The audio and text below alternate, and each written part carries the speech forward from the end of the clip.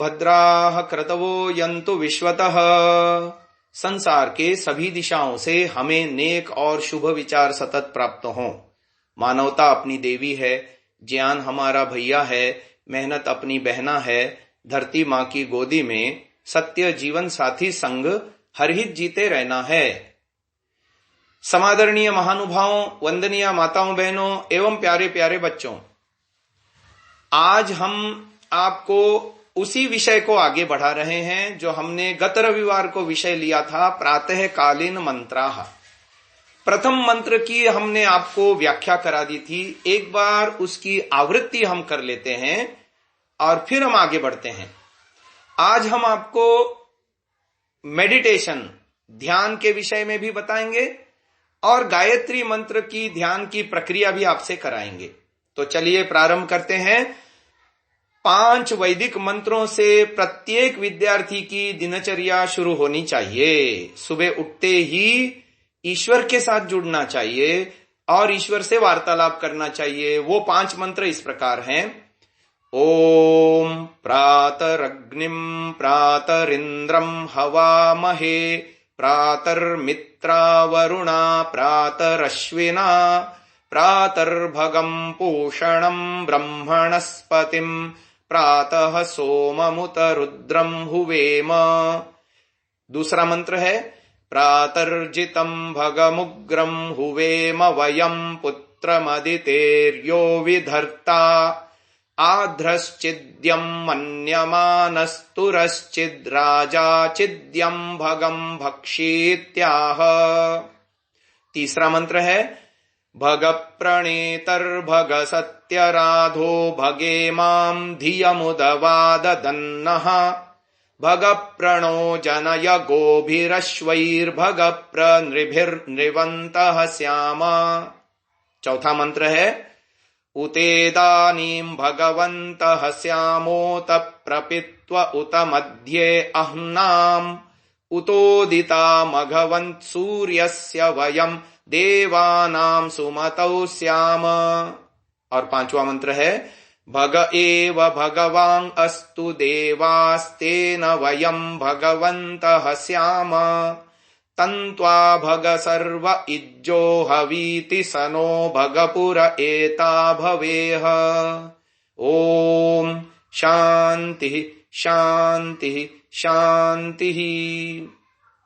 ये मंत्र, पांचों के पांचों मंत्र भावार्थ सहित मेरे ऐप में, जिसका नाम है सांतसा, ऑडियो में दिया हुआ है। उसमें अग्निहोत्र पर्व मंत्र नाम का शीर्षक है। उसको टैप करने से उसमें प्रातःकालीन मंत्र के रूप में मिल जाएगा। तो चलिए, पहले मंत्र का अर्थ हमने आपको गत रविवार को बताया था, वो इस प्रकार है। संक्षेप में बताते हुए फिर आगे के मंत्रों को ले लेते हैं। प्रातरग्निम प्रातरिंद्रम हवामहे, ये 3 शब्द हमको शुद्ध ज्ञान, शुद्ध कर्म और शुद्ध उपासना की ओर प्रेरित करते हैं। यानी हमारे जीवन में हम शुद्ध ज्ञान को अर्जन करते चलें। अग्नि माने ज्ञान स्वरूप ईश्वर और इंद्र माने ऐश्वर्य देने वाला ईश्वर। ऐश्वर्य पुरुषार्थी को देता है ईश्वर, और वो भी धर्म से पुरुषार्थ करने वाले को देता है। इसलिए यहां पर कर्म की बात आई। और हवामहे, हम स्तुति करते हैं, प्रार्थना करते हैं, उपासना करते हैं, उस ईश्वर को अपने हृदय में ध्यान करते हैं, उसका चिंतन करते हैं। सुबह उठते ही यदि हम ईश्वर का चिंतन करते हैं तो हमारा मन बुद्धि आदि चार्ज हो जाती है। आत्मा जो है दिव्यता से, पवित्रता से, सात्विकता से भर जाता है और दिन भर हम अपनी दिनचर्या ऊर्जान्वित होकर के कर सकते हैं। इसलिए हमको सुबह उठते ही इन 5 मंत्रों के साथ ईश्वर से जुड़ने का प्रयास करना चाहिए। तो 3 शब्द हो गए, प्रातरग्निम प्रातरिंद्रम हवामहे। फिर आगे प्रातर्मित्रा वरुणा। महर्षि दयानंद जी ने इसका अर्थ किया है प्राण उदान के समान प्रिय। तो हमने आपको बताया था अन्नमय कोश, प्राणमय कोश, मनोमय कोश, विज्ञानमय कोश और आनंदमय कोश। क्रमशः शरीर में नाभि अन्नमय कोश का केंद्र बताया था, हृदय प्राणमय कोश का, कंठ मनोमय कोश का और भ्रू मध्य यानी दोनों नेत्रों के बीच में विज्ञानमय कोश का, तथा तालु में सिर में ऊपर आनंदमय कोश का केंद्र बताया था, उसमें मित्रावरुणा शब्द का अर्थ यानी प्राण उदान के समान प्रिय। तो प्राणमय कोश में भी 5 चीजें हैं, प्राण, अपान, समान, व्यान, उदान, और उसमें पहले नंबर पे है प्राण और अंत में है उदान, और इससे बीच वाले तीनों का भी ग्रहण हो जाता है, इसलिए प्राणमय कोश की बात आ गई। तो ये हमारे शरीर के मुख्य घटक हैं। ये प्राण जो है ना ब्रिज का काम करता है, किसमें? हमारे स्थूल शरीर में और हमारे सूक्ष्म शरीर में ब्रिज का काम करता है, पुल का काम करता है। प्राणों के माध्यम से ही सूक्ष्म शरीर के मन, बुद्धि, इंद्रियां आदि स्थूल शरीर के अवयवों के साथ जुड़ करके हम कार्य कर पाते हैं, बाह्य जगत में हम व्यवहरित होते हैं। अब आगे चलते हैं। प्रातरश्विना, ये एक शब्द आया, इसका अर्थ ऋषि दयानंद ने किया, सूर्य चंद्र को जिस जगदीश्वर ने उत्पन्न किया है। अब ये सूर्य और चंद्र जैसे बाहर है ना बच्चों, ऐसे हमारे अंदर भी हैं। वेद स्वयं बताता है, वेद के माध्यम से ईश्वर हमें स्वयं बता रहा है। यजुर्वेद में चंद्रमा मनसो जातः चक्षुः सूर्यो अजायत, तो यहां कंठ में मनोमय कोश है, उसको चंद्रमा की उपमा है, और यहां चक्षु यानी नेत्रों के बीच में विज्ञानमय कोश है, और विज्ञानमय कोश में मुख्य घटक है बुद्धि। तो सूर्य से तात्पर्य हुआ बुद्धि और चंद्र से तात्पर्य हुआ मन। तो जब हम अपने मन को और अपने बुद्धि को सत्वगुण प्रधान अवस्था में ले आते हैं, तो हम अपनी दिनचर्या को अधिकतम अच्छा बना सकते हैं, अधिकतम हमारी प्रोडक्टिविटी बढ़ती है, क्रिएटिविटी बढ़ती है, हमारी ऊर्जा बढ़ती है, हमारा जीवन शुद्धता, पवित्रता, निर्मलता की ओर बढ़ता है। हमारे जीवन में से दोष, कमियां, कुसंस्कार और गंदे विचार और गंदी आदतें, ये सब हमारे जीवन में से घटता चला जाता है। इसलिए ईश्वर से प्रार्थना किया कि मैं शरीर से, प्राण से, इंद्रियों से, मन से और बुद्धि से, हे ईश्वर, आज की पूरी दिनचर्या में मैं सात्विक बना रहूं। अर्थात मैं मध्यम और घटिया होने के लिए नहीं पैदा हुआ हूं, मैं श्रेष्ठ होने के लिए पैदा हुआ हूं, और मैं आपका अमृत पुत्र हूं, आपकी मैं अमृत पुत्री हूं, है ना। तो जब बच्चा इस तरह से ईश्वर से जुड़ करके कहेगा कि हे प्रभु, मुझे आप सात्विक बना दो, मेरे मन को सात्विक बना दो, मेरी बुद्धि को सात्विक बना दो, मेरे संस्कारों के अंदर सात्विकता भर दो, जिससे मैं दिन भर अच्छा ही सोचूं। बुद्धि का काम है ना निर्णय लेना, मेरी डिसीजन मेकिंग अच्छाई की तरफ हो, बुराई की तरफ ना हो, घटिया ना हो, एवरेज ना हो, बल्कि श्रेष्ठ हो, और मेरे मन के विचार पवित्र हो, शुद्ध हो, निर्मल हो, मैं अपने मन में अपने तथा दूसरों के लिए अच्छे विचार ही करूं। इसके विषय में पूरा का पूरा सूक्त है, वो शयनकालीन मंत्रों का है, वो हम शयनकालीन मंत्रों की जब व्याख्या करेंगे तब इस विषय में डिटेल में बताएंगे। परंतु अभी इतना समझ लीजिए, तन्मे मनः शिव संकल्पमस्तु, हे प्रभु, वह मेरा मन शुभ संकल्पों वाला होवे, मेरे मन में किसी के भी लिए बुरे विचार न हो, अपने लिए भी नहीं, औरों के लिए भी नहीं, सबका मैं भला चाहूं और भलाई की दिशा में आगे बढ़ूं। मैं अपने इंद्रियों से कोई बुरा काम न करूं, आंखों से गलत चीज न देखूं, कानों से गलत बातें न सुनूं, वाणी से गलत बातें न बोलूं, हाथ पैर से गलत काम न करूं। तो इस तरह से प्रत्येक इंद्रिय के माध्यम से मैं शुभ ही शुभ कर्म करूं। जब ऐसी दिनचर्या करता है ना बच्चों, व्यक्ति दिन भर अपने मन, वचन, कर्म को अपने कंट्रोल में रखता है, नियंत्रण में रखता है और सत्वगुण प्रधान बनने की कोशिश करता है, तब व्यक्ति को भगम ऐश्वर्य मिलता है। ये ईश्वर का ऐश्वर्य है जो मिलता है। ऐश्वर्य की परिभाषा हमने बताई थी, ज्ञान सबसे ऊंचा ऐश्वर्य है, उसके बाद है शक्ति, बल, स्वास्थ्य, ये दूसरे नंबर का ऐश्वर्य है। तीसरे नंबर का ऐश्वर्य है धन, संपत्ति, यश, कीर्ति। समाज में हम जो कुछ भी कर्म करते हैं उससे हमको जो यश और कीर्ति मिलती है ना, हमारी प्रसिद्धि होती है, ये सब ऐश्वर्य के अंतर्गत आता है। तो सारा ये ऐश्वर्य हमको मिलता है जब व्यक्ति मन, बुद्धि, इंद्रियां, शरीर, साधन, अवसर का सदुपयोग करता है, तो जीवन में सफल होता है, जीवन में आगे बढ़ता है, जीवन में ऊंचा उठता है, जीवन में शुभ कर्म कर पाता है। शुभ कर्म कर पाता है, अपने जीवन में सफल होता है, तो उसकी यश और कीर्ति भी बढ़ती है। तो ये आ गया भगम नाम से, प्रातर्भगम। फिर आ गया पूषणम। अब ये हमारा ऐश्वर्य प्रतिदिन पुष्ट होना चाहिए और बढ़ना चाहिए, हमारा ज्ञान और बढ़ना चाहिए, हमारा स्वास्थ्य और अच्छा होना चाहिए, है ना, और हमारे पास धर्म से कमाई हुई धन संपत्ति बढ़नी चाहिए, घटनी नहीं चाहिए, है ना। तो इस तरह से पूषणम। फिर जीवन का अल्टीमेट गोल क्या है उसको भी बताया अगले शब्द में, ब्रह्मणस्पतिम। हमारे जीवन का लक्ष्य है ईश्वर को प्राप्त होना। वैसे तो ईश्वर हमको सदा से प्राप्त है, लेकिन जब हम उपासना करते हैं, जब हम योग के अंगों का अनुष्ठान करते हैं, तो अंदर बाहर व्यापक ईश्वर को हम पा लेते हैं, अर्थात उसका साक्षात अनुभव कर लेते हैं।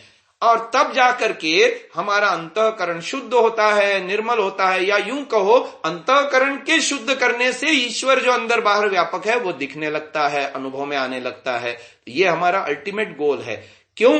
क्योंकि हम ये जन्म मरण के श्रृंखला से, चैन से छूटना चाहते हैं, आजाद होना चाहते हैं और मुक्ति में, ईश्वर के आनंद में सदा मग्न रहना चाहते हैं। तो ये हमारा अंतिम गोल है। उसको बताया ब्रह्मणस्पतिम। उस ब्रह्मांड के पालन करने वाले ईश्वर को भी हम पाना चाहते हैं। अब एक निर्णय बता दिया अंतिम 2 शब्दों में, प्रातः सोमम उत रुद्रम हुएम। यदि परमात्मा द्वारा प्रदत्त शरीर, इंद्रियां, मन, बुद्धि और साधन अवसर का हम सदुपयोग करेंगे तो जीवन में सफल होएंगे। जब जीवन में सफल होएंगे, उन्नत होएंगे, पवित्र होएंगे और जीवन में ऊंचा उठेंगे, तो ईश्वर सोम रूप में हमारे जीवन में अवतरित होगा। तो ये सोम क्या है? सोम है ज्ञान, सोम है शांति, सोम है आनंद, सोम है प्रसन्नता, सोम है जीवन में सुख, समृद्धि। ये सब सोम के लक्षण हैं, सोम रूपी ईश्वर के लक्षण हैं जो हमारे जीवन में आएंगे। और यदि हम अपने मन का, बुद्धि का, इंद्रियों का, साधनों का, अवसर का, समय का दुरुपयोग करेंगे, आलस्य प्रमाद में खो देंगे, गलत रास्ते में चलेंगे, जो घटिया लोग करते हैं वैसे काम करेंगे, तमोगुणी और रजोगुणी होंगे, तो क्या हो जाएगा? हम विफल हो जाएंगे। जब आदमी विफल होता है तो रोता है ना, पछताता है। तो उसके लिए शब्द आया रुधिर अश्रु विमोचने। ईश्वर का भी नाम रुद्र है। जो व्यक्ति ईश्वर की आज्ञाओं का पालन नहीं करता, जो ईश्वर के बताए हुए रास्ते पर नहीं चलता, ईश्वर के बताए हुए रास्ते से विपरीत चलता है, उसको ईश्वर दंड देके रुलाता है। इसलिए ईश्वर का नाम रुद्र है। तो ये हमारे हाथ में है, चॉइस हमारे हाथ में है, क्योंकि मनुष्य जीवन ऐसा है जिसके पास चयन स्वतंत्रता है, यानी कर्म करने की स्वतंत्रता है। वो चाहे तो चुने एवरेज को, वो चाहे तो चुने घटिया को, नीचता को, वो चाहे तो चुने श्रेष्ठता को। हमको तो श्रेष्ठता को चुनना है, क्योंकि हम सुबह उठकर के ईश्वर से जुड़ते हैं, सुबह उठकर के ईश्वर से हम ऊर्जा लेते हैं। हम सुबह उठकर के इन 5 मंत्रों को बोल करके साक्षात ईश्वर से हम शक्ति लेते हैं, उत्साह लेते हैं, प्रेरणा लेते हैं। ईश्वर हमको भीतर से मोटिवेट करता है, ये अच्छा काम है करो, ये बुरा काम है मत करो, ये अच्छा काम है करो, ये बुरा काम है मत करो, ये अच्छी वाणी है बोलो, ये बुरी वाणी है मत बोलो। वो अंदर से भी प्रेरणा देता है हमको। तो हम इस तरह से ईश्वर से जुड़ करके ईश्वर की शक्ति को जब अपने मन बुद्धि इंद्रियों में धारण करते हैं, सुसंस्कारों को प्रतिदिन बढ़ाते हैं, तो क्या होता है? हम सफल होते हैं, हम उन्नत होते हैं, हम भीतर से पवित्र होते हैं, हम अपने जीवन में आगे बढ़ते हैं, ऊंचा उठते हैं, है ना। जैसे यज्ञ की अग्नि ऊंचा उठती है हमेशा। अग्नि देखो, यज्ञ में आप यज्ञ करते होंगे या कहीं यज्ञ देखा होगा, तो अग्नि का स्वरूप कैसा है? वो ऊंचा उठता है। ईश्वर का नाम भी अग्नि है। मंत्र में सबसे पहले शब्द आया अग्नि। तो अग्नि ईश्वर की उपासना करने वाले, यानी ज्ञान की उपासना करने वाले, उस ज्ञान के अनुसार कर्म करने वाले और सुबह शाम बैठ करके ईश्वर के साथ जुड़ने वाले विद्यार्थी सदा उन्नति करते हैं। तो इसलिए इन मंत्रों को जपना चाहिए। आगे बढ़ते हैं, अब दूसरा मंत्र ले लेते हैं। दूसरा मंत्र इस प्रकार है, प्रातर्जितम भगमुग्रम हुवेम वयम पुत्रमदितेर्यो विधर्ता आध्रश्चिद्यम मन्यमानस्तुरश्चिद्राजा चिद्यम भगम भक्षीत्याह। महर्षि दयानंद जी ने इसका बड़ा अद्भुत अर्थ किया हुआ है। मैं आपको उसका भाव भी सुनाता हूं और इस मंत्र में आए हुए शब्दों के अर्थों के आधार पर कुछ गूढ़ बातें भी आपको बताना चाहता हूं, जिससे आपका जीवन सफल हो।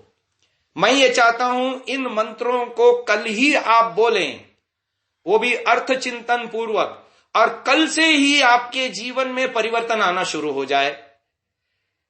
तभी तो वेद मंत्र की सार्थकता है हमारे जीवन में, कि मंत्रों से हम कोई विचार लें और उस विचार को जीवन में चरितार्थ करें, प्रैक्टिकल में उतारें, क्रियात्मक रूप में उतारें और उससे लाभान्वित हों और हमारा जीवन पवित्र होता चला जाए। पहला ही शब्द आ रहा है मंत्र में, प्रातर्जितम। देखो, वेद किसे कहता है? जीतने वालों को कहता है। वेद हारे हुए लोगों की बात नहीं कहता, वेद हारने की बात नहीं कहता, वेद हारने के लिए कर्मों की प्रेरणा नहीं देता। वेद क्या है? ईश्वरीय वाणी है। ईश्वर हमें कहता है कि तुम जीतो अपने जीवन में, विजयी बनो, हारो मत, बैठो मत, सो मत, अपने लक्ष्य से भटको मत। ये वेद कहता है। प्रातर्जितम, ऋषि दयानंद इसका अर्थ करते हैं जयशील। जयशील कौन होता है? जो व्यक्ति सत्व गुण को जीवन में चुनता है। ये एक मुख्य बात है ध्यान रखने की। 3 गुण है, मैंने आपको पहले भी बता दिया है, फिर से एक बार दोहराता हूं। सत्व गुण, रजोगुण, तमोगुण। तमोगुण और रजोगुण को चुनने, तमोगुण को चुनने वाले लोग अपने जीवन में पतित होते हैं, नीचे गिरते हैं। और ये जन्म तो उनका चलो मनुष्य का मिल गया, क्योंकि उन्होंने पीछे अच्छे से अच्छे कर्म कर रखे थे, इसलिए ये जन्म मनुष्य का मिल गया। लेकिन तमोगुण को चुनने वाले लोग ऐसा प्रबंध करते हैं इस जन्म में, अधर्म करके, उल्टे काम करके, ईश्वर की आज्ञाओं का भंग करके, यानी बुद्धि का दुरुपयोग करके, मन का दुरुपयोग करके, वाणी का दुरुपयोग करके, हाथ पैर आदि शरीर के अंगों का दुरुपयोग करके, ईश्वर की आज्ञाओं का भंग करके, उल्टा चल करके अगला जन्म उनका मनुष्य का भी नहीं होने वाला है। दुनिया में बहुत सारे लोग, यदि मैं कहूं 90% लोगों में से 100% लोग यदि हैं, 7.5 अरब 8 अरब के लगभग हो गए लोग, उनमें से मेरे विचार में 70 से 75% ऐसे लोग हैं जिनको अगला जन्म मनुष्य का नहीं मिलने वाला है, क्योंकि वो ऐसे काम कर रहे हैं। वो दिख रहा है उनके जीवन से कि अगला जन्म मुझे मनुष्य का नहीं चाहिए, ऐसा उन्होंने पक्का प्रबंध कर रखा है। तो क्योंकि वो अधर्म के काम करते हैं, चोरी करते हैं, लूट करते हैं, झूठ बोलते हैं, हिंसा करते हैं और दूसरों को सताते हैं, दूसरों को कष्ट पहुंचाते हैं, पक्षपात करते हैं, अन्याय करते हैं, तो ये सब तमोगुणी काम है। और रजोगुणी काम क्या है? रजोगुणी होने पर अगला जन्म मनुष्य का हो सकता है, लेकिन आज जैसा है उससे और घटिया मिल सकता है। यानी एक होता है ना प्रमोशन, और एक होता है नीचे गिरना। हाँ, मनुष्य तो मिलेगा, लेकिन वो और गरीब माता पिता के घर में जाएगा, है ना, मूर्ख माता पिता के घर में जन्म लेगा, इस तरह का। यानी रजोगुण में जो फंसे हुए, राग में, द्वेष में, ईर्ष्या में, एक दूसरे की उन्नति देख करके प्रसन्न न होना, फैशन में, खाना पीना, मौज उड़ाओ, बस चमक दमक की दुनिया में उलझा हुआ है जो आदमी, वो रजोगुणी है। तो ऐसे रजोगुणी आदमी की भी उन्नति नहीं होती, प्रगति नहीं होती। उन्नति किसकी होती है? जो सत्वगुण को चुनता है।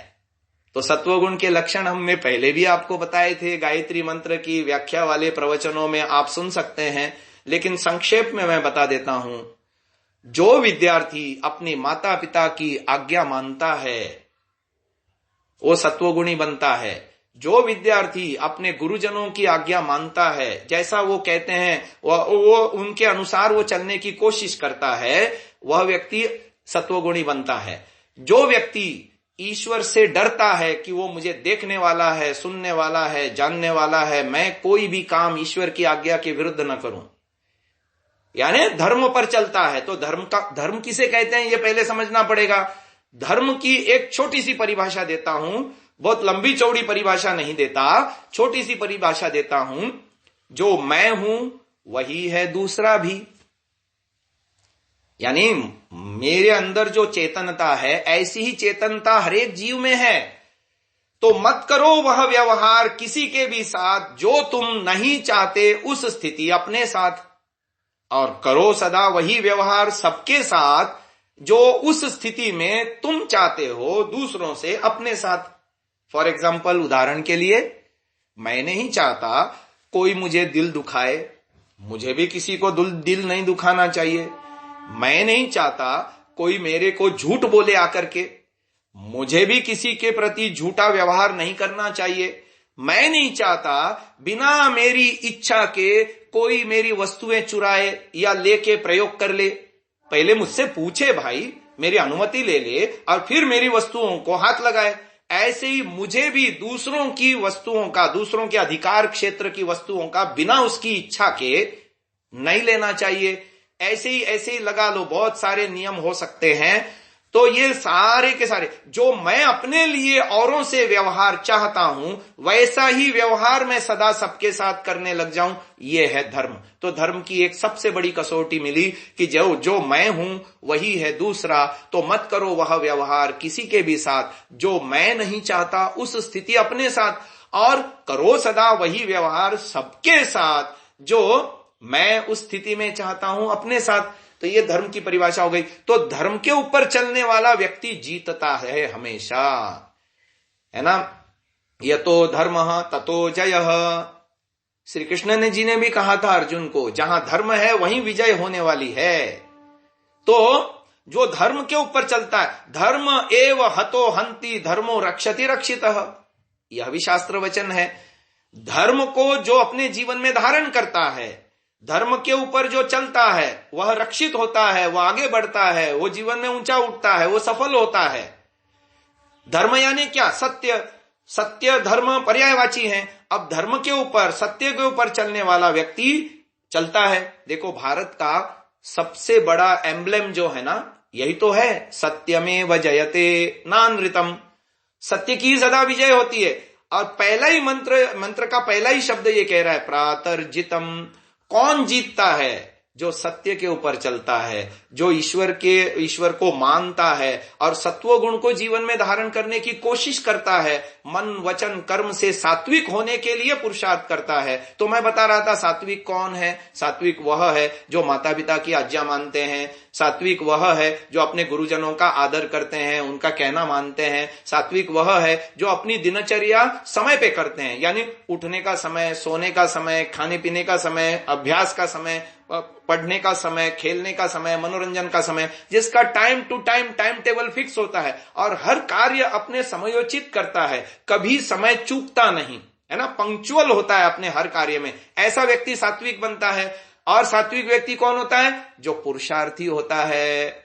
आलसी व्यक्ति सात्विक नहीं होता, पुरुषार्थी होता है, मेहनती होता है, मेहनत से कभी नहीं जी घबराता, पूरी अपनी ओर से पूरा कोशिश करता है। जिस भी कार्य को करता है, पढ़ाई कर रहा है, कोई कार्य कर रहा है, किसी भी कार्य में उसको कुछ भी कार्य दो, वो उसमें अपना पूरा 100% देगा, पूर्ण मेहनत करेगा। ऐसा व्यक्ति सात्विकता को धारण करता है। आलसी व्यक्ति सात्विकता से बाहर निकल जाता है ना। अब आगे चलो, ईर्ष्या द्वेष करने वाला सात्विक कभी नहीं हो सकता। उसकी जगह दूसरों का आदर करने वाला, दूसरों का सम्मान करने वाला, दूसरे की उन्नति पर खुश होने वाला, ऐसा व्यक्ति सात्विक होता है। सात्विक व्यक्ति सहिष्णु होता है। सहिष्णु माने दूसरों की गलतियां सहन करना। अब हमारे साथ में बहुत सारे मित्र रहते हैं, स्कूल में जाते हैं तो वहां पर बहुत सारे मित्र साथी होते हैं, घर में भी हमारे भाई बहन हो सकते हैं, हमारे पड़ोस में और दूसरे बच्चे हो सकते हैं, माता पिता और दूसरे बहुत सारे लोग हो सकते हैं। सभी लोग हमारे साथ अनुकूल व्यवहार करें ये कोई जरूरी नहीं है, लोग प्रतिकूल व्यवहार भी कर देते हैं। तो ऐसा होने पर क्या हम अपना आपा खो देते हैं? क्या हमको गुस्सा आ जाता है? तो इसका मतलब यह है हमने सात्विकता खो दी। हमें सहिष्णु होना चाहिए, हमें सहन करना चाहिए, हमें प्रतिद्वेष नहीं करना चाहिए, हमें प्रति गुस्सा नहीं करना चाहिए। जहां तक हो सके हमको सहन करना चाहिए। सहन करने से हमारा सत्वगुण बढ़ेगा। फिर एक बात आती है, सहन कौन करेगा? जिसके जीवन में धैर्य होगा। धैर्य को अंग्रेजी में कहते हैं पेशेंस। जो पेशेंस को धारण करेगा उसके जीवन में सहनशीलता आएगी, और ये दोनों गुण आएंगे यदि, तो व्यक्ति के अंदर सात्विकता बढ़ेगी, रजोगुण और तमोगुण घटेगा। ये थोड़ी थोड़ी सी प्रतिकूलता आने पर, थोड़ा थोड़ा सा अनुकूल व्यवहार न होने पर औरों के द्वारा हमारे प्रति हमको जो गुस्सा आता है ना, वो हमारे जीवन में रजोगुण और तमोगुण बढ़ाता है। तो ऐसा नहीं होना हमको। तो व्यवहार में यह ध्यान रखना है कि कहीं कभी भी हमारे दोस्तों से हम एक गाना बहुत अच्छा बचपन में मैं बोलता था, पता नहीं आप लोग गुनगुनाते हो क्या नहीं। हमको मन की शक्ति देना, मन विजय करें, दूसरों की जय से पहले खुद विजय करें, हमको मन की शक्ति देना। उसमें एक स्टैंजा में एक वाक्य आता है, भेद भाव अपने दिल से साफ कर सके,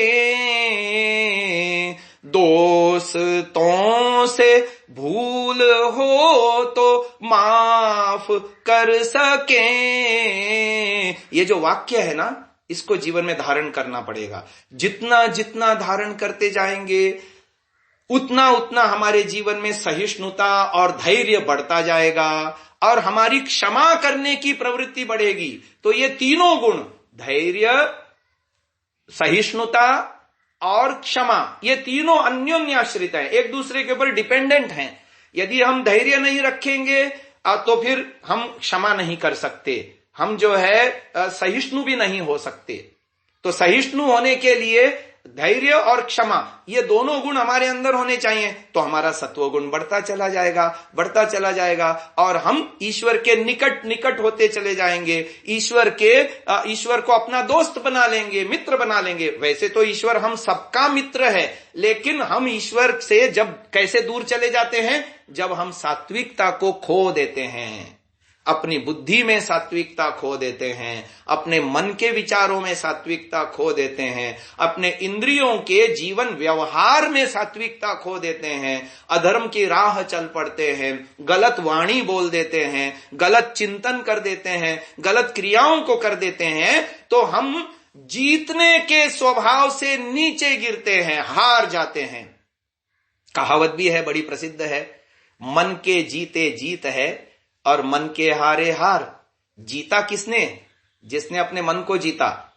दुनिया पर अधिकार करने वाले ने वास्तव में नहीं जीता। एक व्यक्ति चक्रवर्ती सम्राट बन सकता है, पर मैं उसे तब तक सम्राट मानने को तैयार नहीं हूं जब तक वो अपने मन के ऊपर अपना अधिकार न कर ले।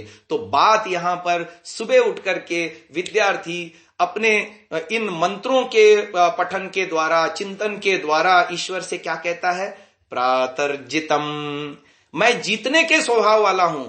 जीतना किसको? औरों को नहीं, अपने आप को, अपने मन को, अपने इंद्रियों को, अपने विचारों को, बुद्धि से किए जाने वाले अपने निर्णयों को, कि मेरे निर्णय सात्विक ही हों, मेरे निर्णय सटीक हों, मेरे निर्णय धर्मानुकूल हों, मेरे निर्णय पक्षपात रहित हों, मेरे निर्णय सत्य के पक्ष में हों। प्रत्येक व्यक्ति को जो थोड़ा बड़ा होता है, स्कूल आदि जाने लगता है, उसको पूछो कि सत्य बोलना चाहिए या झूठ नहीं बोलना चाहिए। एक छोटा सा बच्चा जो अभी स्कूल जाने लगा है, उसको भी पूछो तो वो भी बता देगा सत्य बोलना चाहिए। उसको पूछो चोरी करनी चाहिए या नहीं करनी चाहिए, वो बता देगा चोरी नहीं करनी चाहिए। तो हर एक छोटे से छोटे बच्चे को भी क्या करना चाहिए, क्या नहीं करना चाहिए, इसका ज्ञान होता है। लेकिन उसके अंदर ऐसा कुसंस्कारों का मैल चढ़ा हुआ है, परत चढ़ी हुई है उसके मन पर, बुद्धि पर, इंद्रियों पर कुसंस्कारों की मैल परत चढ़ी हुई है। इसकी वजह से वो बेचारा वैसा कर नहीं पाता। वो जानता है मुझे क्या करना चाहिए, लेकिन कर नहीं पाता। ये तो छोटे बच्चों की बात नहीं कह रहा हूं, बड़ा होने पर भी ये ऐसा ही होता है। जैसे जैसे कुसंस्कार बढ़ते हैं ना, इसलिए मैं बच्चों को प्रायः कहता हूं, जिंदगी में कभी झूठ मत बोलो। एक बार झूठ बोलोगे उसका ठप्पा पड़ जाएगा, अर्थात संस्कार पड़ जाएगा। और बच्चों, मैं आज आपको एक रहस्य बताना चाहता हूं। यह संस्कार कैसे पड़ता है? आप जब किसी स्टैंप को लेते हो और उसको स्टैंप पैड में इंक लगाते हो, स्याही लगाते हो और किसी कागज पर लगाते हो तो ठप्पा केवल एक जगह पड़ता है।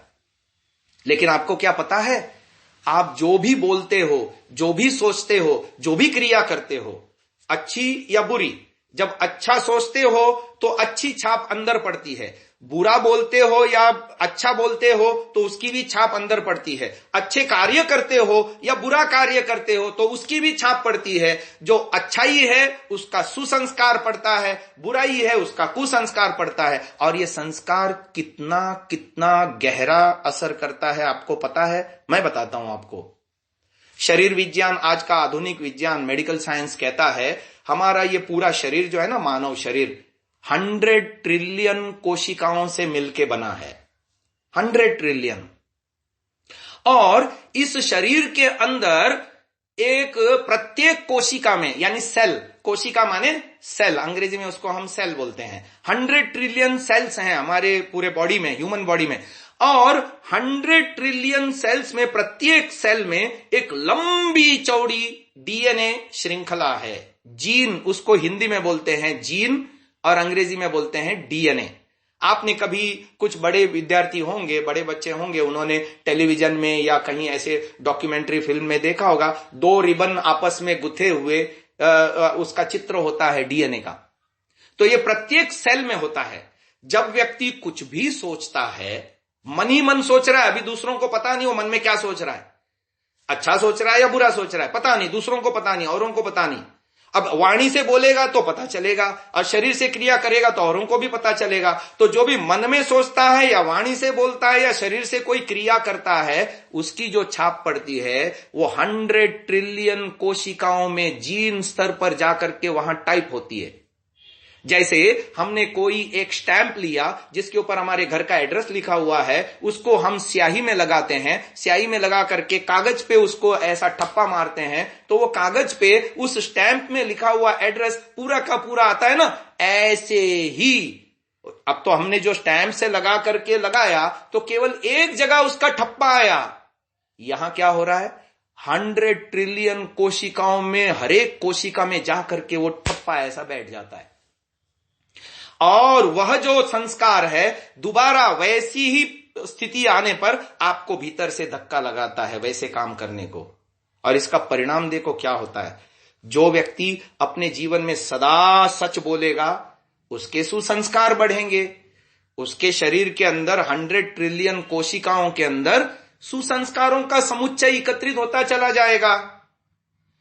और यदि उसने एक बार झूठ बोला, अब झूठ बोलने से प्रत्यक्ष फायदा होता है। कैसे फायदा होता है, उसने होमवर्क नहीं किया और स्कूल में गया, उसने दिन भर, अगले दिन जो है दिन भर व्हाट्सएप पे और मोबाइल गेम पे या टेलीविजन के अंदर जो है वो क्या कहते हैं, कार्टून नेटवर्क आदि देख करके समय बर्बाद किया।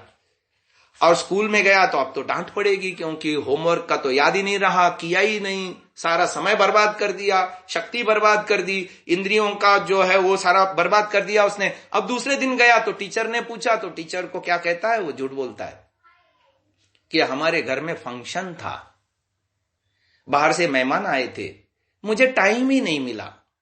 अब ये जो उसने झूठ बोला ना, उस समय वो डांट से बच गया तो उसके 2 हानियां हुई।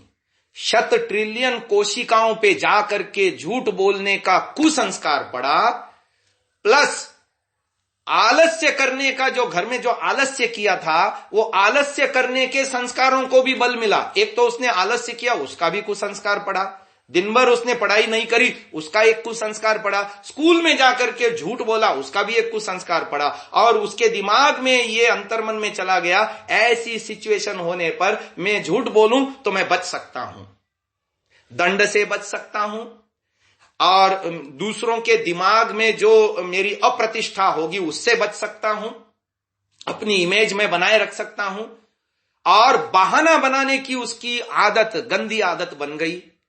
और जैसे वो 1 बार करा, 2 बार करा, 3 बार करा, 4 बार करा तो ठप्पे पे ठप्पा, ठप्पे पे ठप्पा कुसंस्कारों का पड़ता जाएगा, पड़ता जाएगा, पड़ता जाएगा। और फिर वो दुर्योधन के जैसा हो जाएगा। कैसा था दुर्योधन? दुर्योधन के मुख से महाभारत में एक वाक्य लिखवाया गया है। दुर्योधन कहता है, जानामि धर्मम न च मे प्रवृत्ति जानामि अधर्मम न च मे निवृत्ति केनापि देवेन हृदि स्थितेन यथा नियुक्तोस्मि तथा करोमि। दुर्योधन कहता है, मैंने भी पांडवों के साथ द्रोणाचार्य के पास बैठ करके अपने गुरु चरणों में धर्म का स्वरूप सीखा था, जाना था। मैं जानता हूं धर्म क्या है, मैं जानता हूं क्या करना चाहिए क्या नहीं करना चाहिए, मैं जानता हूं क्या सोचना चाहिए क्या नहीं सोचना चाहिए, मैं जानता हूं क्या बोलना चाहिए नहीं बोलना चाहिए। लेकिन जानामि धर्मम न च मे प्रवृत्ति, मेरी प्रवृत्ति नहीं है उस तरफ। कैसे प्रवृत्ति होगी? अधर्म को कर करके, अहंकार कर करके, ईर्ष्या पांडवों से कर करके, उल्टे काम, सताया ना पांडवों को, उनसे द्यूत में हरा करके उनको अत्याचार किया, भेज दिया उनको वन में, और फिर वहां भी जाकर के जंगल में भी जाके सताया था उनको। बहुत सारे उल्टे काम करे थे उसने अपने जीवन में। तो उल्टे काम कर करके अहंकार, ईर्ष्या और अधर्म कर करके, कुसंस्कार 100 ट्रिलियन कोशिका में ऐसे ठूस ठूस करके भरे कि अब वो चाहते हुए भी अच्छाई के मार्ग को नहीं अपना सक रहा, बुराई को नहीं छोड़ पा रहा, एडिक्ट हो गया बुरे काम करने का, बुराई को सोचने का, ईर्ष्या करने का, द्वेष करने का, क्रोध करने का, लोभ करने का। ये सारे पाप के मूल हैं। तो उसमें वो बहता चला गया। क्या हम ऐसा बनना चाहते हैं? बिल्कुल नहीं। इसलिए सुबह उठते ही ईश्वर से जुड़ते हैं और ईश्वर को कहते हैं, प्रातरग्निम प्रातरिंद्रम हवामहे। हे प्रभु, हम आपका शुद्ध वेद ज्ञान को पहले तो पढ़ते हैं, सुनते हैं, समझते हैं और फिर उसके अनुसार कर्म करते हैं और आपकी भी उपासना करते हैं और आपसे ऊर्जा पा करके रजोगुण तमोगुणी माहौल से ऊपर उठते हैं और क्या बनते हैं? सात्विक बनते हैं। तब क्या होगा? प्रातर्जितम भगम उग्रम। अगला शब्द है भगम उग्रम। ईश्वर का उग्र तेज उसे मिलता है। ये उग्र तेज क्या है? ये द्युलोक में उठने वाले को मिलता है। 3 प्रकार के लोग होते हैं महानुभावों। बच्चों इसको समझो। एक भूलोक के निवासी होते हैं, एक अंतरिक्ष लोक के निवासी होते हैं और एक द्युलोक के निवासी होते हैं। जो द्युलोक के निवासी होते हैं वे इंटेलिजेंट होते हैं, इंटेलेक्चुअल होते हैं। जो द्युलोक के निवासी होते हैं वे परोपकारी होते हैं, अपना अपना नहीं सोचते, सेल्फिश नहीं होते। सेल्फिश व्यक्ति जो है ना, द्युलोक का निवासी नहीं होता, भूलोक का निवासी होता है। अपनी अपनी सोचता है, मेरा भला हो, मेरे परिवार का भला हो, समाज जाए भाड़ में, राष्ट्र जाए भाड़ में। राष्ट्र की तो सोचते ही नहीं। अब देखो, आज नेताजी सुभाष चंद्र बोस जी का जो है ना दिन पूरा देश मना रहा है। नेताजी सुभाष चंद्र बोस केवल अपनी अपनी सोचते तो भारत को आजादी नहीं मिलती। उनकी वजह से, उनके बलिदान की वजह से, सर्वस्व त्याग की वजह से, और फिर इतना बड़ा आंदोलन खड़ा किया, विदेशों में जाकर के इस देश को आजाद बनाने के लिए सेना खड़ी कर दी, है ना। अपनी एक पैरेलल सेना चलाई उन्होंने और अंग्रेजों को खदेड़ने के लिए पूरा पूरा पुरुषार्थ किया। वो सेल्फिश नहीं थे। सेल्फिश होते तो उनके जीवन में सात्विकता नहीं होती, है ना। और मुझे तो सात्विक बनना है, सुभाष चंद्र बोस जैसा बनना है, राजा शिवाजी जैसा बनना है, झांसी की रानी जैसा बनना है। झांसी की रानी ने अपने लिए नहीं सोचा, पूरे राज्य के लिए सोचा। मैं अपने देश को परतंत्रता की गुलामी में जाने नहीं दूंगी, चाहे मेरी जान क्यों न चली जाए, लेकिन मैं इस काम को करूंगी। सेल्फिश नहीं थे ये लोग, बहुत उच्च कोटि के सात्विक थे, इसलिए जयशील थे और इसीलिए उनको उग्र तेज मिला परमात्मा का। जो व्यक्ति सुबह उठ करके इन मंत्रों के माध्यम से ईश्वर से जुड़ेगा, ईश्वर से उसको वो सात्विकता की अंतः प्रेरणा मिलती जाएगी, डेली डेली प्रतिदिन मिलती जाएगी और वो उस ऊर्जा से लबालब होकर के अपनी दिनचर्या को सही करेगा, पुरुषार्थ करेगा, दिन में पंक्चुअल बनेगा, माता पिता गुरुजनों का आज्ञाकारी बनेगा, पुरुषार्थ करेगा, मेहनत करेगा, सहिष्णु बनेगा, धैर्यवान बनेगा, विनयशील बनेगा, विनम्र बनेगा, सेवाभावी बनेगा, त्यागी तपस्वी बनेगा। ऐसा व्यक्ति ऊपर उठेगा अपने जीवन में तो उसको ईश्वर का उग्र तेज मिलेगा, है ना। ये न द्यौः उग्रा वेद का मंत्र है। हवन करते हुए हम 5वें मंत्र के रूप में बोलते हैं। अब ये जो मंत्र है इसमें भी उग्र शब्द आया है। ये उग्रता क्या है? कि जिस व्यक्ति के अंदर ईश्वर का तेज आएगा तो क्या वो गर्म हो जाएगा? बिल्कुल नहीं, ऐसा नहीं है। उसके जीवन में सात्विकता अवतरित हो जाएगी, है ना। 4 युगों की कल्पना मनुष्य के साथ की गई है ब्राह्मण ग्रंथों में।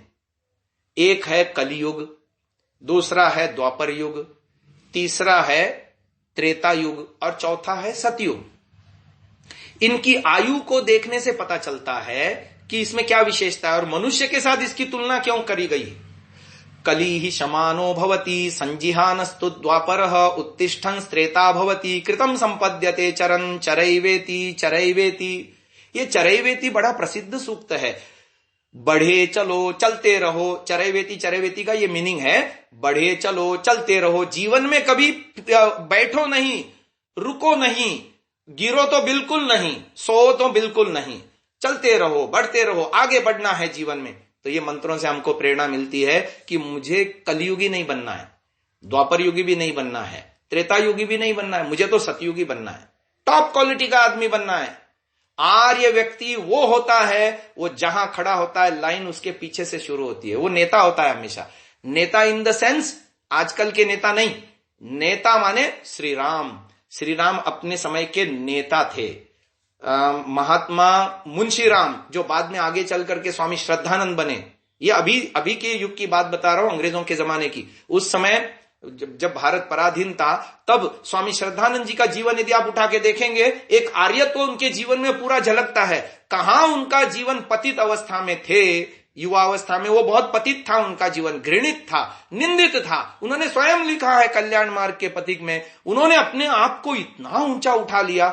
निस्संदेह वो खुद भी इन 5 मंत्रों को बोलते थे प्रतिदिन, और उन्होंने एक गुरुकुल खोला था छोटे छोटे बच्चों को वैदिक शिक्षा देने के लिए, जो आज कांगड़ी विश्वविद्यालय नाम से हरिद्वार में आज भी मौजूद है।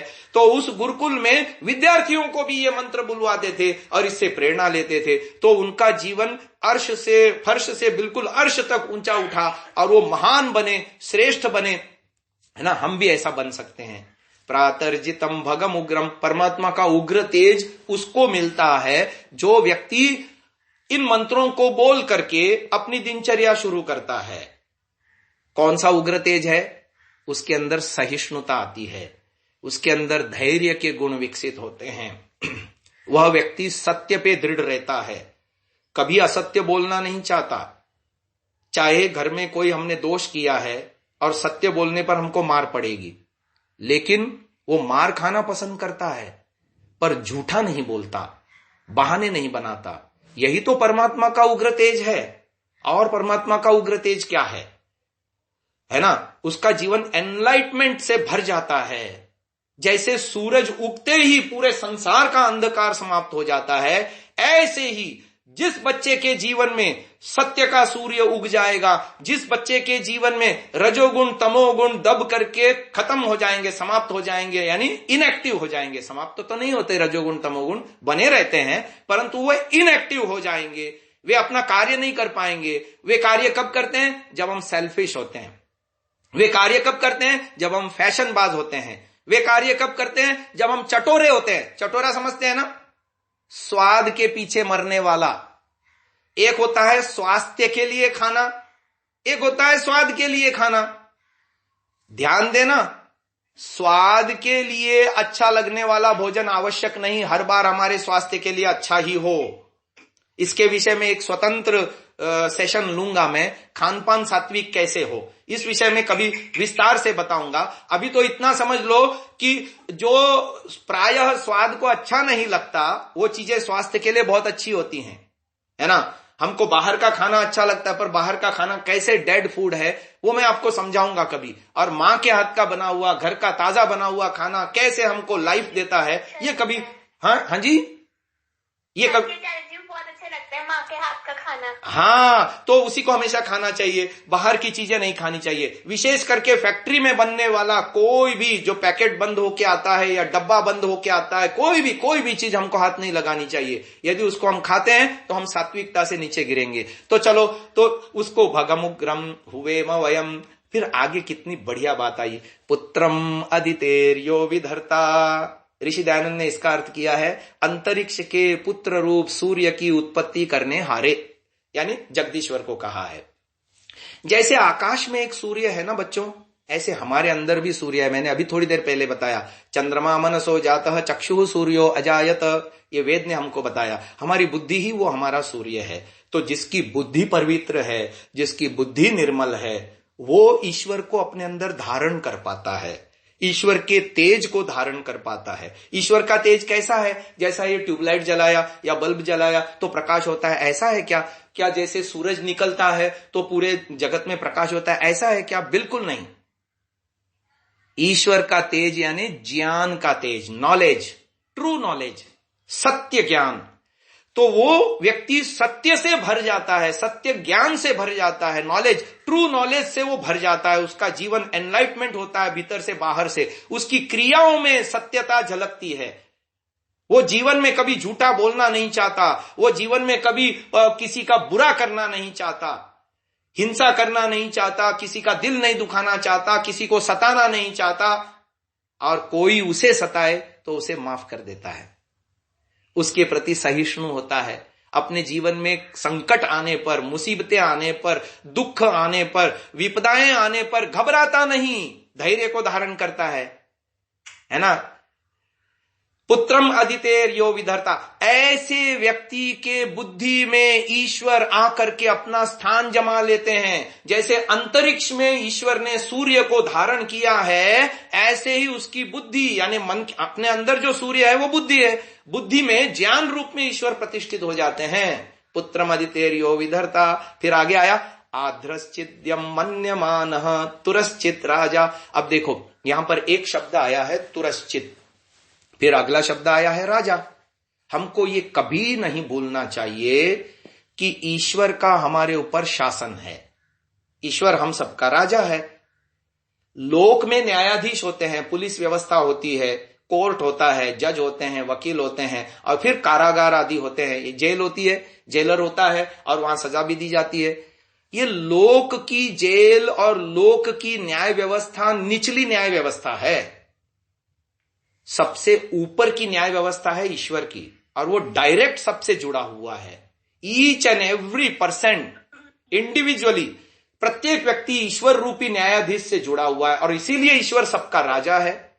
वो हमको सतत देख रहा है, हमको सतत सुन रहा है, हमको सतत जान रहा है।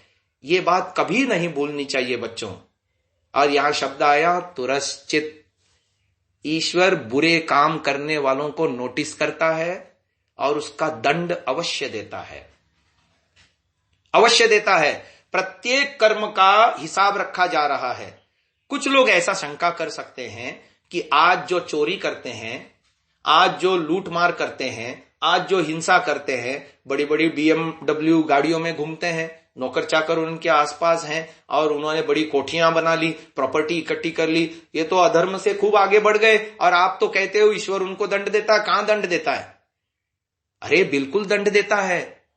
ये जैसे ही जो आदमी उल्टे काम करता है ना, वो चैन से सो नहीं सकता, उसको हमेशा डर लगा रहता है। अच्छा, चैन की नींद नहीं सो सकता इस जीवन में, और उसका अज्ञान बढ़ जाएगा, ये उसका दंड ही तो है। अधर्म करेगा तो कुसंस्कार बढ़ जाएंगे, ये दंड ही तो है। आप अपने घर में कूड़ा करकट लाके इकट्ठा करो और आप शांति से, सुख से, प्रसन्नता से रह सकते हो क्या? नहीं रह सकते। तो जिसने अधर्म किया, झूठ बोला, चोरी करी, हिंसा करे, डाके डाले, लोगों को सताया, लोगों का लूटा खसोटा, वो आदमी अंतःकरण में कैसे शांत रह सकता है? 3 काल में नहीं हो सकता। ये तो इसी जन्म में उसको दुख मिल रहा है, प्लस अगले जन्म में ये मनुष्य का शरीर भी छिन जाएगा। कुत्ता, बिल्ली, भेड़, बकरा, सांप, गिरगिट, चूहा, मक्खी, मच्छर और ये पक्षी, मछली, ये सब बनना पड़ेगा उसको। जितने जघन्य कर्म किए उसने, उल्टे कर्म किए, सबका हिसाब पाई पाई देना पड़ेगा उसको। और जो पैसा उसने कमाया झूठ बोल करके, अन्याय करके, वो औरों के लिए छोड़ जाएगा। कमाए हुए सारे पैसे खुद भी नहीं खा पाएगा, औरों के लिए छोड़ के जा रहा है। लेकिन उस धन को कमाने के लिए जितना पाप किया, अधर्म किया, उल्टे काम किए, वो सारा अकाउंट यहां लेके जा रहा है। तुरश्चित राजा, ये शब्द हमेशा ध्यान रखना। प्रतिदिन मंत्रों को पढ़ना सुबह उठ करके, जब आप आज पढ़ोगे, कल पढ़ोगे, परसों पढ़ोगे, 365 दिन पढ़ोगे, तो ये 365 बार आपके शत ट्रिलियन कोशिकाओं में शब्द जाकर के बैठेगा कि तुरश्चित राजा, तुरश्चित राजा, तुरश्चित राजा। और आपको ये शब्द प्रेरणा देगा कि ईश्वर मुझे देख रहा है, मुझे नहीं झूठा बनना, मुझे नहीं अधर्मी बनना, मुझे नहीं पाप कर्म में संलिप्त होना, मुझे नहीं रजोगुणी तमोगुणी बनना, मुझे तो सात्विक बनना है, क्योंकि मेरा राजा ईश्वर मुझे भीतर से बाहर से सब ओर से निरंतर देख रहा है। तो ऐसा व्यक्ति, और फिर आगे क्या कहा मंत्र में, तुरश्चित राजा चित यम भगम भक्षेत्याह। चित माने चेतनता। अब देखो यहां एक विशिष्ट बात आ रही है मंत्र में। दो प्रकार के लोग हैं, एक है आत्महना, दूसरे हैं आत्मसंरक्षा। आत्महना लोगों के लिए वेद में कहा, असुरिया नाम ते लोका अंधे न तमसावृता तांस्ते प्रेत्यापि गच्छन्ति ये के चात्महनो जनाः। और सूर्या नाम ते लोका हिरण्ये न ज्योतिषा आवृता तांस्ते प्रेत्यापि गच्छन्ति ये के च आत्मसनः जनाः। मतलब क्या है, जो व्यक्ति अपने मन के अच्छे विचारों के विरुद्ध काम करते हैं, जो बुद्धि का दुरुपयोग करते हैं, जो इंद्रियों का दुरुपयोग करते हैं, वे आत्म चेतना से दूर होते चले जाते हैं, उसको आत्महना कहते हैं। उनके लिए अंधकारमय लोक परमात्मा ने बुना हुआ है, उसी में यानी अज्ञान से आवृत हो जाते हैं, ढक जाते हैं, कुसंस्कारों से भर जाते हैं, यानी अपने अंतःकरण को कूड़ा करकट गंदगी मैल जहर से भर देते हैं, तो वे असुरीय लोक में चले जाते हैं। और जो आत्मसना कौन होते हैं, सत्य पे चलने वाले, धर्म पे चलने वाले, ईश्वर विश्वासी होने वाले, सहिष्णु, धैर्यवान, मिलनसार, विनम्र, सेवाभावी, माता पिता का आज्ञाकारी, समय का पालन करने वाले, अपने जीवन को पवित्रता की ओर ले जाने वाले आत्मसना होते हैं। तो कहा मंत्र में चित्यम भगम, भगम माने वो ऐश्वर्य, अपनी आत्म संरक्षा होने से जो चेतना रूपी ऐश्वर्य उसको प्राप्त हुआ है, भक्षीति आह, हम भी उसका सेवन करते हैं, अर्थात हम भी आत्मसना होते हैं, हमको आत्महना नहीं होना है। तो ये दूसरे मंत्र की व्याख्या हमने कर दी। आज मैंने आपको प्रॉमिस किया था थोड़ा सा मेडिटेशन के विषय में भी बताऊंगा। जब भी आप मेडिटेशन करना चाहें, स्टिल होकर बैठें। सबसे पहला काम अपने बॉडी को स्टिल बनाना, हिलना डुलना नहीं।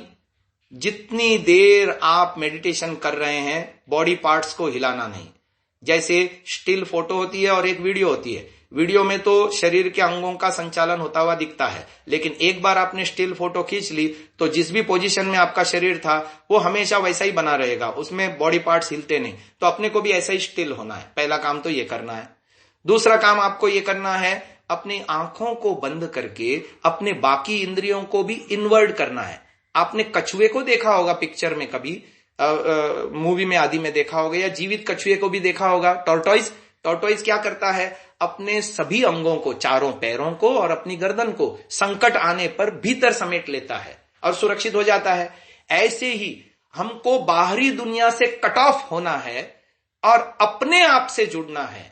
Self realization and God realization. God is within us, हमारे अंदर है वो, उसके साथ जुड़ना है और हमें अपनी आत्मचेतना के साथ जुड़ना है। तो हमको बाहरी दुनिया से कट ऑफ होना पड़ेगा। तो सबसे पहले शरीर को स्थिर करना, आंखें बंद करके इंद्रियों को अंतर्मुख करना, भीतर फोकस करना, और फिर आत्मा परमात्मा का चिंतन करना।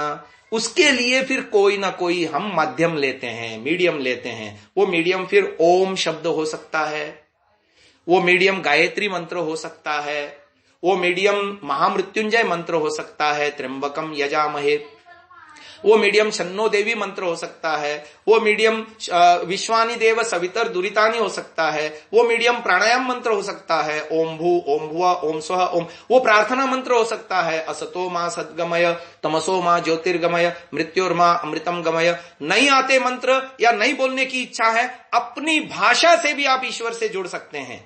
यानी आप ये समझो कि मैं उपास्य हूं और ईश्वर, मैं उपासक हूं और ईश्वर मेरा उपास्य देव है, मैं उसके साथ वार्तालाप कर रहा हूं। मेडिटेशन के 3 अर्थ ध्यान रखिए। पहला अर्थ है to connect with God and conversation with God, ईश्वर से जुड़ना और उससे वार्तालाप करना, यह पहला मीनिंग है मेडिटेशन का। दूसरा मीनिंग है हमारे जीवन में जो कमियां हैं या हमको जो जो चाहिए वो सब कुछ ईश्वर के पास है, ईश्वर से मांगना, है ना। तो ये दूसरा मीनिंग हो गया। और तीसरा, ईश्वर जैसा बनना, ईश्वर शुद्ध है, हम भी शुद्ध बने। ईश्वर धर्म के ही काम करता है, हम भी धार्मिक बने। ईश्वर सदा सबका भला चाहता है, हम भी सबका भला चाहें। ईश्वर सदा सबके लिए अच्छा अच्छा करता है, हम भी औरों के लिए अच्छा अच्छा करने लग जाएं। ये ईश्वर जैसा बनना यानी ईश्वर के गुणों को धारण करते चले जाना। ये तीन काम हमको मंत्रों के माध्यम से करने होते हैं। तो मंत्रों के माध्यम से कैसे करेंगे, उस प्रक्रिया को कहते हैं जप, रिसाइटिंग द मंत्रास, जप। तो जप के भी तीन वैल्यूज हैं, उसको भी समझ लीजिए। पहला है शब्द का उच्चारण, दूसरा है उस शब्द का जो मीनिंग है वो मीनिंग हमारे दिमाग में होना चाहिए उस समय, और तीसरा है ईश्वर के साथ कनेक्शन, शब्द, अर्थ, संबंध। भीतर ही भीतर अंदर मुड़ करके, इंद्रियों को शांत करके, मन को शांत करके, उस समय आपके दिमाग में घर का कोई विचार नहीं आना चाहिए, पढ़ाई का विचार नहीं आना चाहिए, पुस्तकों का, खिलौने का, स्कूल का, टीचर का, मित्र का, साथी का, कोई विचार नहीं। संसार से कट ऑफ हो गए हम। अब हम अपने आप से जुड़ रहे हैं, ईश्वर से जुड़ रहे हैं और ईश्वर के साथ वार्तालाप कर रहे हैं। अपने जीवन में जो कमियां हैं, जीवन में हमको जो चाहिए, जीवन में जो खराबियां हैं, उनको दूर करने के लिए हमको जो उत्साह प्रेरणा चाहिए वो हम ईश्वर से मांग रहे हैं। ये दूसरी बात। और तीसरी और अंतिम बात, ईश्वर के दिव्य गुणों को अपने जीवन में धारण करते चले जाना, टू फील विद इन, अपने अंदर ईश्वर को, गॉड को फील करते चले जाना। ये काम हमको करना है। तो आइए थोड़ी सी देर के लिए हम उपासना को सीखते हैं।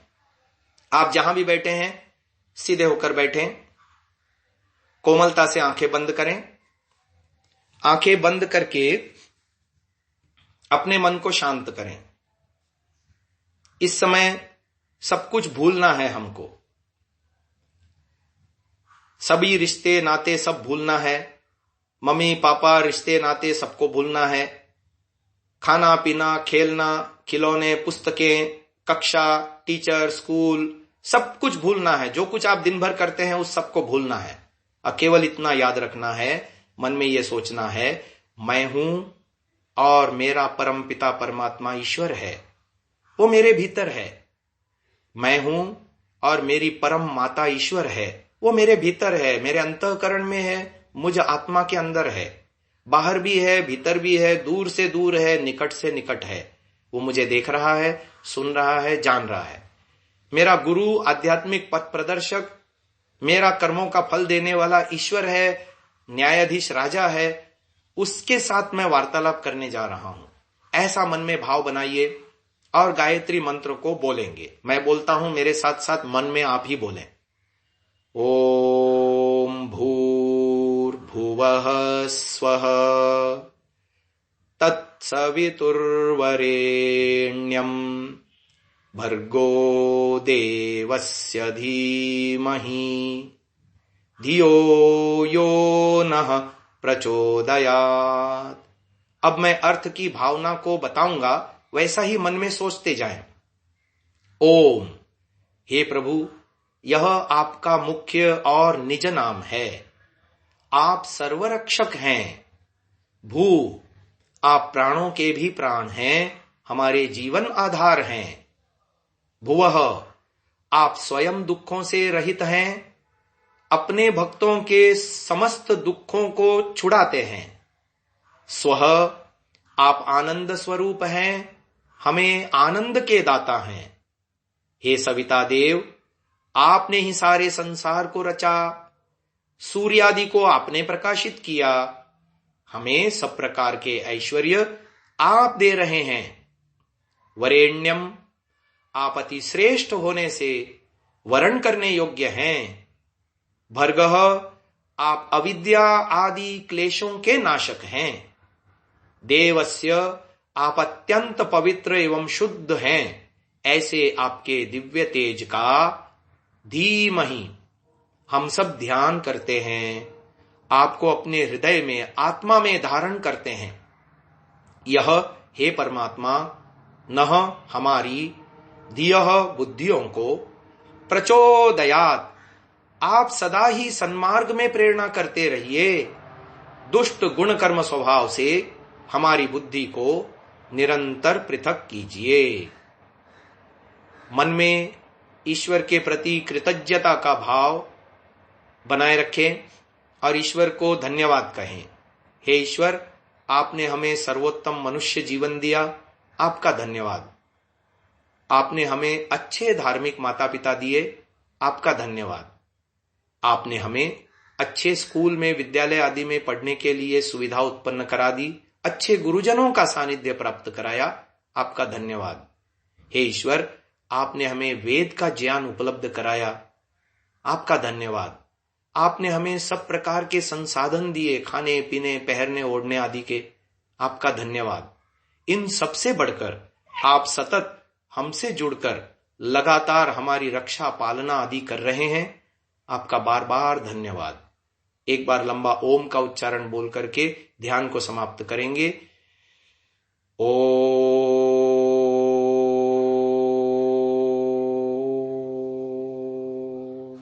वीडियो को अंत तक देखने के लिए आप सभी महानुभावों का हार्दिक धन्यवाद। क्या आप जानते हैं, सांतसा नामक ऐप को गूगल प्ले स्टोर से एंड्रॉयड के लिए यदि आप डाउनलोड करते हैं तो जो आर्य सज्जन महानुभाव हैं, जो नियमित यज्ञ करते हैं, साप्ताहिक यज्ञ करते हैं या किसी विशेष अवसरों पर यज्ञ करते हैं, आपकी समस्त आवश्यकताओं की पूर्ति के लिए सांतसा नामक ऐप में ऑडियो नामक सेक्शन में आपको अग्निहोत्र पर्व मंत्र नामक शीर्षक के अंतर्गत सब प्रकार के हवन प्रकारों का उसमें प्रावधान दिया गया है। जैसे दैनिक हवन, सुबह और सायंकाल अलग अलग करने का हवन, या दोनों समय का एक ही समय में करने का हवन, साप्ताहिक हवन, आर्य समाज के साप्ताहिक सत्संगों में होने वाला हवन, विशेष अवसरों पर जैसे जन्म दिवस हुआ या अन्य कोई दिवस हुआ हवन, और आर्य पर्व पद्धति जो आर्य समाज में हर कहीं मनाई जाती है, प्रत्येक पर्व का अलग अलग हवन, यहाँ तक कि वृष्टि यज्ञ भी, तथा विशेष मांग पर जनता के हमने अंत्येष्टि संस्कार भी, उसका भी हवन हमने रिकॉर्ड करके ध्वनि मुद्रणालयों में ससंगीत उसमें हमने डाला है और आप इसका लाभ उठा सकते हैं। धन्यवाद। आज ही सांतसा ऐप एंड्रॉयड के लिए गूगल प्ले स्टोर से डाउनलोड करें, लाभ उठाएं। ओम।